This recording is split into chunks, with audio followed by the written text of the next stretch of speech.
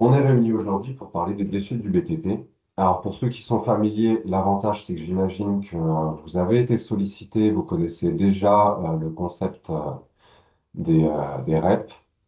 Vous avez certainement été sollicité au cours des 10 dernières années pour l'ameublement, les déchets du BTP, euh, les déchets électroniques et j'en passe.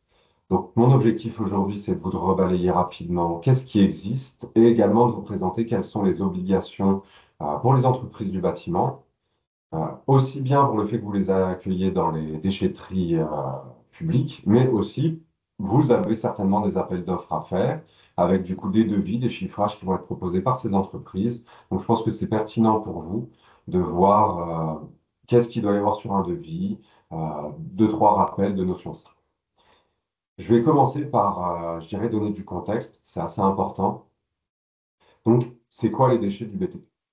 Et c'est quoi les différentes REP, comme vous voyez, comme vous verrez, on les connaît plutôt bien, on a l'habitude depuis maintenant 31 ans de faire avec.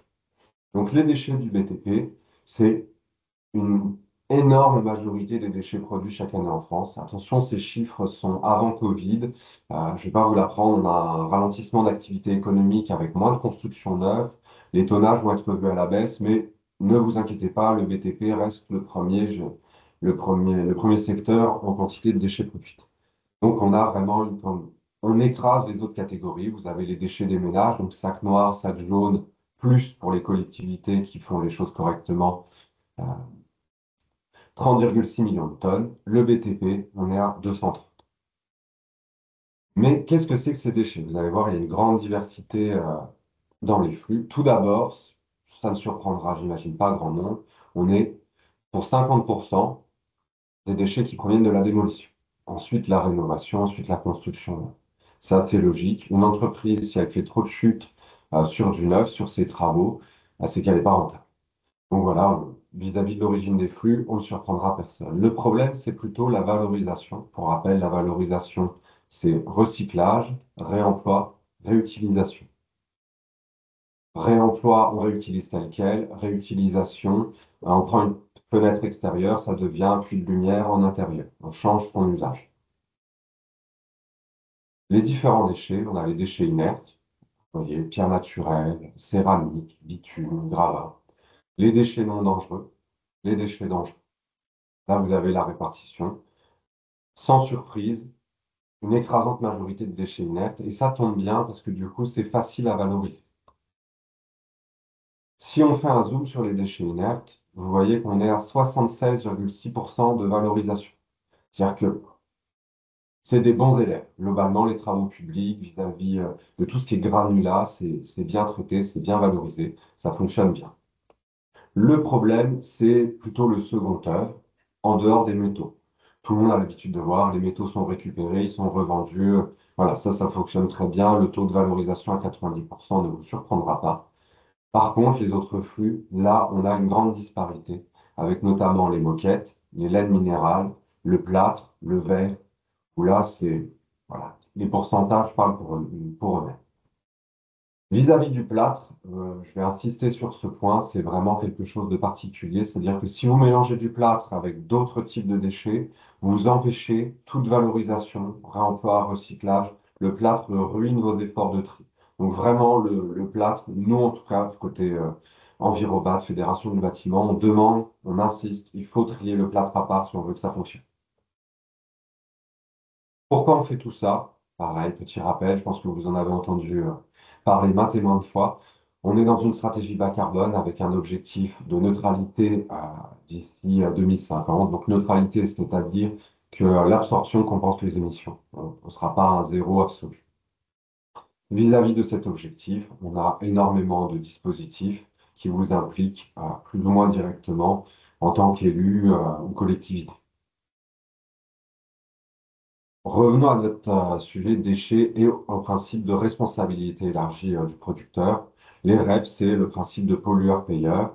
Les producteurs, en produisant des matériaux, doivent mettre en œuvre euh, des solutions pour les traiter. La plus vieille, c'est celle des emballages pour les particuliers, donc le fameux sac jaune, comme vous voyez, 1993, 31 ans. Ensuite, je vous ai encadré, et il y en a une en rouge, c'est celles qui vont impacter plus ou moins directement le BTP. Équipement électrique et électronique, bah, chaque entreprise va avoir un petit parc informatique, des smartphones. Produits chimiques, ça peut être des solvants, des peintures. L'ameublement, bah, c'est un menuisier qui a les deux casquettes. Et j'imagine que vous êtes plutôt familier avec notamment l'organisme Écomobilier qui est connu sur ce dispositif. Nous avons les articles de bricolage et de jardin, où on va notamment avoir le traitement des outils des peintres. Et le gros morceau, c'est celle bâtiment, donc la dite PMCB, produits et matériaux de construction du bâtiment. Nous attendons pour 2025 les emballages professionnels et dans une toute petite mesure, les entreprises seront impactées par les biodéchets. S'ils ont une salle de pause, il faudra prendre en compte le fait que les gens mangent. Il faut trier à part ces biodéchets. Et les vêtements professionnels, euh, vous voyez, non, j'ai rien dit, elle n'est pas indiquée sur celle-là. Donc voilà. Les vêtements également doivent être triés à part. Ça, c'est des nouveautés 2025. La REP PMCB. Donc, elle est articulée, je dirais, sur quatre pans. Vous avez l'utilisateur, l'entreprise de travaux, qui, en payant une éco-contribution, le fameux don éco-contribution qu'on voit sur les factures, au producteur ou à un de ses représentants, doit avoir accès à un service. Le service, c'est la reprise gratuite de ces déchets, soit dans une structure privée, donc un gestionnaire de déchets. Je ne les citerai pas, je pense que vous les connaissez très bien, soit une déchetterie publique, c'est-à-dire vous. Là, vis-à-vis des organismes qui s'occupent de cette REP, ils sont quatre. Donc, il y en a un qui est sur tous les fronts, c'est-à-dire qui fait les INER, les autres corps d'État, il s'appelle Valobat. Il est porté par un consortium d'industriels et de fournisseurs négoces du bâtiment. Si vous allez voir sur le site internet, vous verrez, il y a des noms très connus, c'est des grandes entreprises qui ont pignon sur rue. Ecominero, c'est une initiative de l'industrie du granulat. Comme vous l'avez vu, 67% de valorisation, ils étaient déjà en ordre de bataille. Donc voilà, ils se sont juste structurés juridiquement parlant. Écomaison, c'est Écomobilier, que vous connaissez certainement via la REP, ameublement, la fameuse benne dans vos déchetteries pour les meubles. Valdélia, qui est également un historique de la benne ameublement. Ces quatre organismes-là vous ont certainement sollicité et contacté. Euh, voilà, si vous avez des remarques à ce sujet, n'hésitez pas dans le moment d'échange qui suivra. Qu'est-ce qui est important sur cette règle et qu'est-ce qu'il faut avoir en tête? Parce que du coup, il y a malheureusement une partie où l'État et ses éco-organismes se reposent sur les collectivités. C'est vis-à-vis d'un calendrier. Je vous expliquerai très rapidement pourquoi ils comptent sur vous, au moins sur une période transitoire. On a eu un démarrage chaotique au 1er mai 2023 avec du coup quelques points de reprise, globalement 1000, répartis sur toute la France. Vous imaginez bien, quand on a 4000 déchetteries publiques par exemple, pour donner un ordre de grandeur, que c'était assez insuffisant. Petit à petit, le dispositif s'élargit. Donc 2023, on a quelques déchetteries publiques volontaires qui ont rejoint le dispositif. Depuis 2024, on a les déchets inertes qui sont repris avec 80% des frais de traitement pris en compte. Location d'ébène, transport, toujours à la charge des entreprises du bâtiment. Possibilité de grouper l'ébène, donc ça peut aussi impacter si vous souhaitez que votre déchetterie soit point de reprise, mais vous manquez de foncier. 2025, on veut la reprise sans frais des inertes à 100%. Le seuil de reprise en entreprise qui baisse à 8 tonnes. Il était de 30 tonnes jusqu'ici. Euh, je viens de voir la question. Oui, oui, vous inquiétez pas, vous aurez le support en replay sur YouTube. Du coup, en 2025, le 50% du maillage territorial. Le maillage territorial, c'est-à-dire qu'on doit avoir des entreprises qui ont accès à 10 ou 20 km à un point d'apport volontaire, une déchetterie professionnelle, une déchetterie publique. Pourquoi ce laps de temps? Tout simplement parce que vis-à-vis de la réglementation pour les installations classées pour l'environnement, je ne vous l'apprends certainement pas, mais c'est des démarches administratives qui sont longues. Donc, entre l'acquisition d'un terrain, l'acquisition des bennes, la formation, les démarches administratives auprès de vous, des préfectures, on a quelque chose qui est long. Donc, c'est pour ça on a clairement les pouvoirs publics qui comptent sur les déchetteries publiques pour faire cette période de transition pour éviter les dépôts sauvages. Et c'est la priorité. La priorité, c'est que les déchets soient traités, qu'ils ne se retrouvent pas dans la nature ou qu'on ne les mette plus à l'enfouissement ou à l'incinération. C'est ça le but du dispositif. Et compte tenu des problématiques logistiques, on est obligé d'avoir quelque chose en plusieurs temps. Donc voilà, pour ceux qui ont été approchés par des éco-organismes, vous comprenez bien pourquoi ils sont obligés de compter sur des acteurs existants et parfois publics pour que ça fonctionne au début. Vis-à-vis des flux, pour moi, c'est assez important parce que du coup, si vous souhaitez vous lancer, ça se traduit par combien de bennes ou combien de paniers en baquet, ok, je vais devoir mettre. Donc vous voyez, inerte, bois, plâtre, métaux, plastique, fenêtres entières. Pour l'anecdote, c'est tout simplement pour que le personnel, lors de la manipulation, ait moins de risques de blessures avec des vitres cassées. Si vous avez des déchetteries sur vos territoires, je pense que vous êtes au fait des risques que peuvent encourir les salariés. Donc voilà, fenêtre entière. Laine de verre, laine de roche, ce n'est pas une obligation légale, mais c'est tout simplement pour pouvoir les valoriser. Si c'est trié à part, le process industriel pour les reconditionner en un matériau neuf disponible à l'achat est très simple, alors que si c'est en vrac, c'est très compliqué. Attention, n'est pas compris dans ce dispositif les équipements de protection individuelle, les protections collectives, tout ce qui est coffrage, ce qui est consommable. On considère que c'est quelque chose qui est fixe, qui est dans la parcelle du bâtiment, qui est amené à rester. Si on parle de REP bâtiment, c'est que c'est fixé au bâtiment. Les terres excavées, c'est à part. Les emballages, comme je vous l'ai dit, c'est en 2025. Malheureusement, je ne pourrais pas trop m'étaler sur ce dispositif vu que on est à un contexte assez particulier en ce moment, je n'en dirai pas plus. Le travaux public, c'est hors de dispositif, comme je vous l'ai dit, ils sont bons élèves, ils font surtout des inertes, et ils les remettent dans les routes, dans les parkings. On ne va pas leur demander ni les embêter avec un dispositif alors qu'ils sont déjà sur quelque chose qui fonctionne. La difficulté pour vous et pour les utilisateurs, pour vous, attention, aussi bien en tant que gestionnaire d'une déchetterie publique ou pour vos travaux, c'est le plâtre. Je vous l'ai dit, le plâtre, il faut le valoriser à part si on veut ne pas ruiner les chances de valorisation. Mais il y a aussi la difficulté, c'est que le dispositif sépare le plâtre en deux catégories sans préciser lesquelles. Oui, c'est surprenant. Mais globalement, vous avez des points qui vont accepter le plâtre avec revêtement, d'autres points de reprise qui vont le prendre sans revêtement. Ce n'est pas précisé dans l'outil de cartographie. C'est-à-dire que si vous, pour un appel d'offres, vous comptez sur un gestionnaire de déchets qui est partenaire REP pour gagner un petit peu d'argent, parce que forcément, si l'entreprise ne paye pas les coûts de reprise des déchets, elle vous en facture moins. Comme je vous ai dit, elle aura toujours la location de la benne et le transport à sa charge, mais une benne DIB, donc la benne fourre-tout pour parler simplement, c'est 200 € le mètre cube, 200 € la tonne, pardon. Globalement, si l'entreprise, elle paye moins, elle vous refacture moins. Donc, avoir connaissance des différents flux et de ce qu'ils impliquent en nombre de bennes, en foncier immobilisé sur le chantier, sur une opération, c'est des informations importantes pour vous vis-à-vis de vos différentes casquettes et de vos différentes missions. Vous allez retrouver, comme je vous ai dit, donc la possibilité de grouper les flux depuis cette année et à partir de 2025, des déchets plus compliqués comme vous voyez, des dalles de moquette, des granulats avec des restes de plâtre, ou par exemple une brique avec de l'isolant intégré. Il y aura des possibilités d'avoir aussi de la reprise sans frais pour ça. Mais là, niveau valorisation, c'est un petit peu plus compliqué vis-à-vis de la technicité. Même si les moquettes, vous pouvez vous appuyer sur des associations qui les réutilisent. Donc voilà, si vous faites un événement sur votre commune et vous mettez en place des moquettes, n'hésitez pas à nous solliciter. Après, on vous redirigera vers d'autres structures qui sauront s'occuper de vos moquettes pour qu'elles ne finissent pas brûlées. C'est un petit peu dommage. Si vous voulez voir s'il y a un gestionnaire de déchets à un point de reprise partenaire, ou si vous êtes dans une zone blanche, pour reprendre un terme de téléphonie, je vous le mets ici.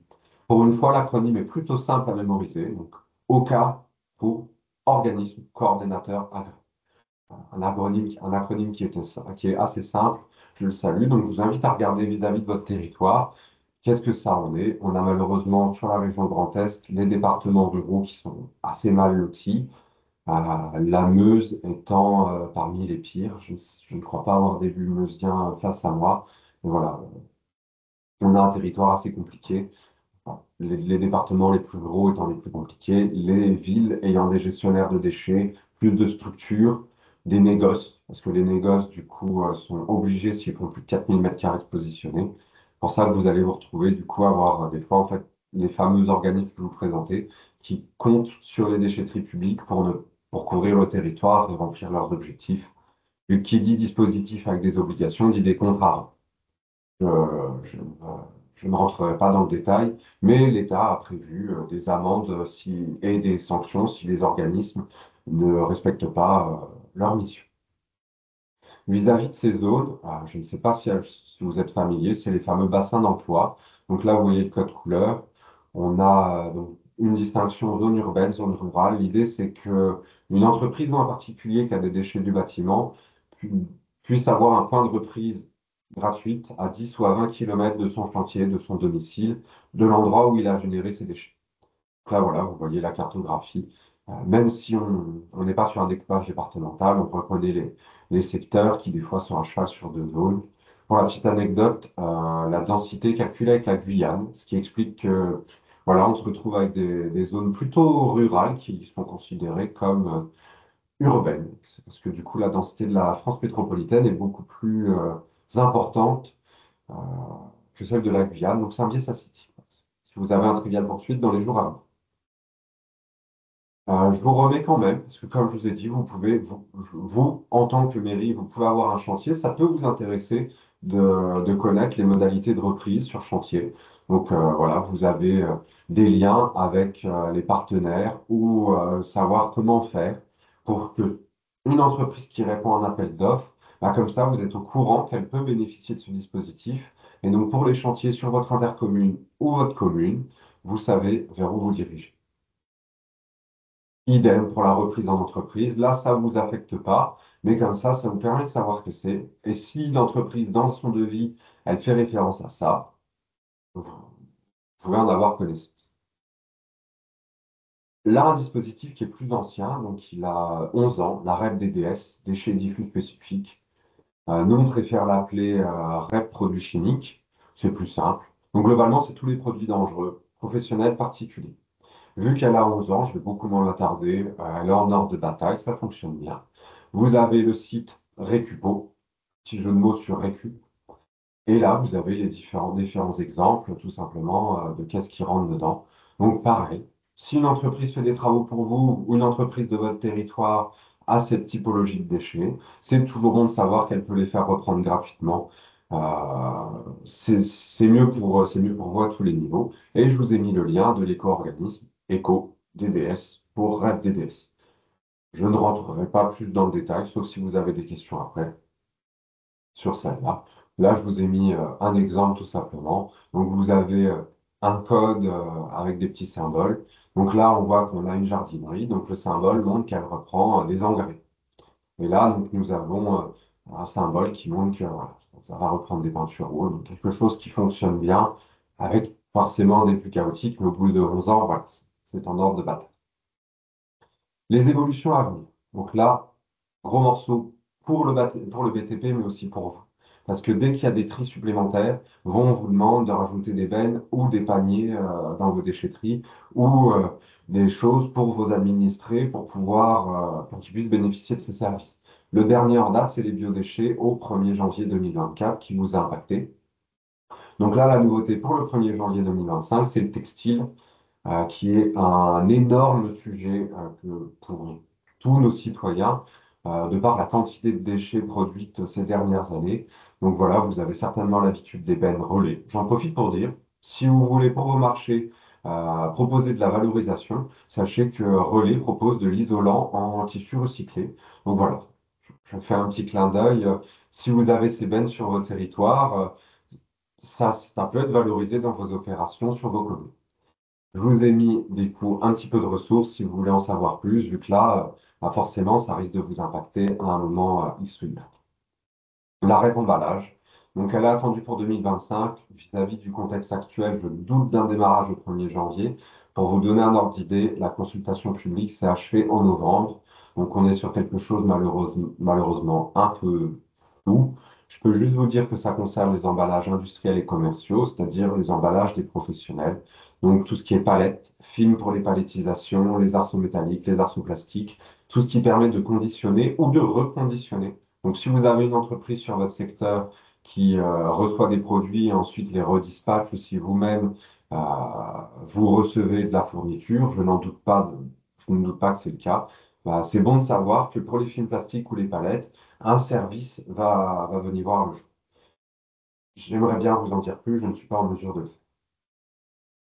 Pour aller plus loin, donc, je vous remets encore une fois le site de l'OCA. Je vous invite également à aller voir le site de la FFB Déchets de chantier. Il n'est pas réservé aux adhérents, il est ouvert à toute personne.